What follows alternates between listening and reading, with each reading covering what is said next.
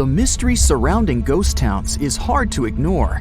Today, these eerie places serve as a window into the past, offering a glimpse into a time and way of life that has long since disappeared. You may want to think twice before putting this one on your bucket list. Centralia in Pennsylvania, United States, became a ghost town in 1992. This was a former coal mine, and it's been on fire since 1962. Well, not the town itself, but the mine tunnels. It's a mystery how the fire first started. It quickly spread through the tunnels, and no one has been able to put it out. The severity of the situation didn't reveal its full scale for 17 years. Town inhabitants began to get sick, sinkholes appeared, and the ground became very hot, even to the touch. Things kept getting worse, so in 1992, the state decided to make people move away. Now there's a court order, and people aren't allowed to pass down their property or sell it. Experts say that the coal under the town's surface could continue to burn. The fire could stay lit for 250 years. So today, the town stays abandoned and smoldering. It became a tourist spot. The fame of this place has even influenced the media industry. Centralia is what inspired Silent Hill. This video game got many fans thanks to its design and atmosphere. Playing a game is cool, but visiting such a town might not be the best idea. Next, we have a gold mining ghost town full of legends and curses. I invite you to visit Bodie. In its heyday, it was a thriving town with almost 10,000 people that hung out at over 60 saloons. Also, the town was pretty notorious for its lawlessness. After all, it was a Wild West town in the 1800s. By the 1880s, the boom was over and the population had decreased. A couple of smaller mining companies went bankrupt, and people began to leave. Mining activities continued up until 1942, so the abandonment of the town was gradual. Now the town has many vacated homes still occupied with the possessions of those who got up and left.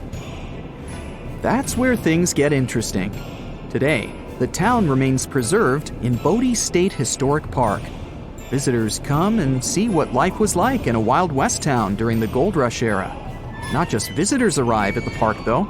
Apology letters arrive at Bodie State Historic Park, too. Many of them are usually handwritten and often anonymous. These anonymous writers usually also add various things to the envelopes, which they took away from the town.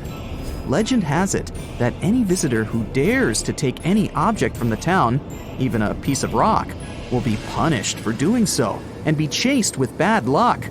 The letters are all about apologies and regrets. Here are two letter examples. The first one was found in Bodie in 2002. It was short and precise. Fair warning for anyone that thinks this is just folklore. My life has never seen such turmoil. Please take my warning and do not remove even a speck of dust. Another letter says, please find enclosed one weather-beaten old shoe. The shoe was removed from Bodie during the month of August 1978. My trail of misfortune is so long and depressing, it can't be listed here. So how did this myth begin? Would you believe me if I said that one ranger started this rumor? Years ago, this worker invented the misfortune legend to prevent visitors from taking items from the area. It had an effect the State Park Service didn't even imagine.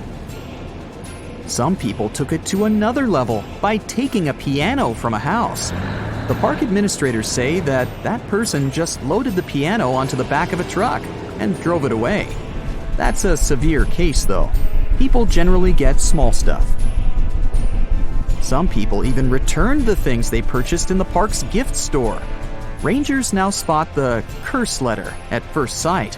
They say that nearly every time a ranger goes to the post office to pick up mail, they find a mailed cursed artifact too. Collected letters are on display in the Bodie Museum. In this town, thinking about ghosts is not a shocker. Do you think there's any truth behind this legend?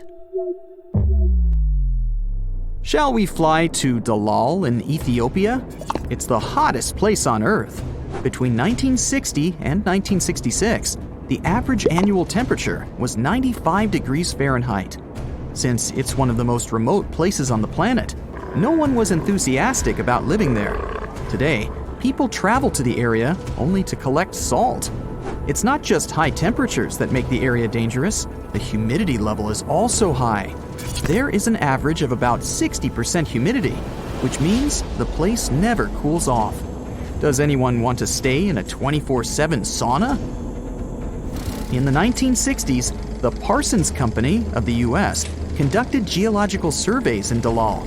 Today, some buildings related to the company remain there, all of which were constructed with salt blocks.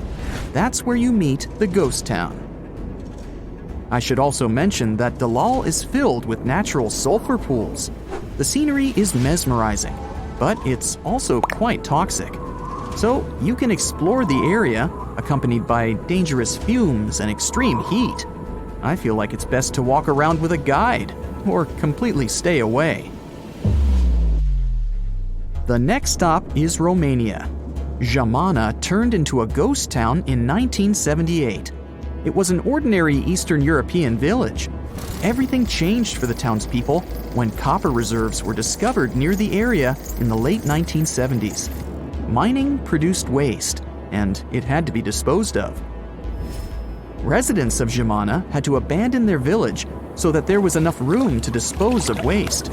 A few stubborn locals moved to the edges of the flood area and continued to live there without public infrastructure. Unfortunately, the water of the village turned into a toxic soup. If you visit the area today, all you can see are submerged buildings. Some of the rooftops and the church steeple are still visible in the poisonous, watery landscape. The only way to get to the lake is by mud tracks, which may not be suitable for all cars. Keep this in mind if you're planning on adding this place to your must-see ghost town list. Let's continue with Kolmanskop. It's a famous ghost town in the Namib Desert in southern Namibia. These days, the town is ruled by desert sands. When you enter a building, you have to climb the small dunes in the corridors to reach another room. Why was there a town in the middle of the desert? Because of a diamond mining business. Back in the early 1900s, a rail worker named Zacharias Luala discovered a diamond. Everything changed after his discovery. The town turned into a bustling center with large, elegant houses in German architectural style. There were also structures such as a ballroom, theater, and sports hall. Oh, and don't forget the ice factory and the first X-ray station in the southern hemisphere. People started migrating there and lived in it until the mid-1950s. What happened then? The diamond mines dried up, and people left the town. I mean, the majestic houses have been nearly demolished by the wind and sand. Yet, you can imagine the former glory of the area by looking at the remains. A mining company must have appreciated this beauty too. They restored some of the buildings and created an interesting museum in 1980. Thanks to these initiations, the town has become a tourist attraction. Kolmanskops turned into a perfect gem for filmmakers. No wonder why the town was used several times as a set. Photographers love this place too. Even though it's been photographed a lot, there's always something new waiting to be discovered. You may just need to crawl on your hands and knees to get to a less accessed room or corridor to take an amazing pic. If you had a chance to visit one of these ghost towns, which would you pick? That's it for today. So hey, if you pacified your curiosity, then give the video a like and share it with your friends. Or if you want more, just click on these videos and stay on the bright side.